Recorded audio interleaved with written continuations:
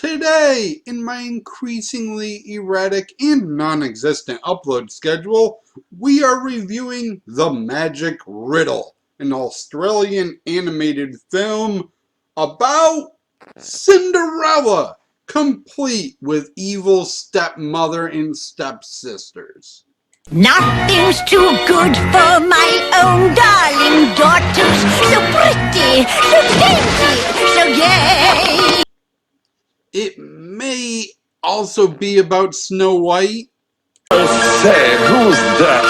Ooh, Snow White. And at one point she's also Little Red Riding Hood. Grandma, oh Grandma, I wonder if she knows about me. Okay, so the big conceit of this movie is that it's being told by a senile old lady that keeps mixing up fairy tales. So that's weird. Also, there's lots of singing in this movie. It's basically a freaking musical. Cause I'm mean, mean, mean. It's great to be mean. I love it. Mean, mean, mean. Can't wait to be mean. I will find the will. I will find the will. I will find the will today. I will find the will. When nobody wants you. When nobody needs you. When you swim alone in the stream. During the Little Red Riding Hood segment, the evil stepmother has a wolf costume, and it ends up getting stolen by a sheep so that they can recreate the Three Little Pigs story, to song, of course. He huffed and puffed without delay and blew the house away. The main plot is Cinderella. Her dad didn't leave a will, or at least hid the will, so the evil stepmother's trying to figure out whether she inherited everything, and if she didn't, she's going to destroy the will when she finds it. The grandmother is presumed dead, and she can't remember where the will is. She's also the one telling this convoluted story, and at night breaks into the house and does Cindy's chores for her. Yeah, she's mostly called Cindy in this movie. Sometimes they call her Cinderella, but mostly it's Cindy.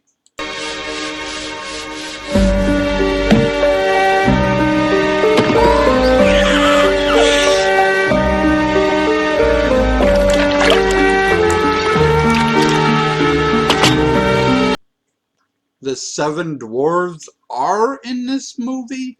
They are statues that the grandma has in her garden, basically as lawn gnomes, until Cindy kisses them to wake them up. If only you were alive, you could all be my friends.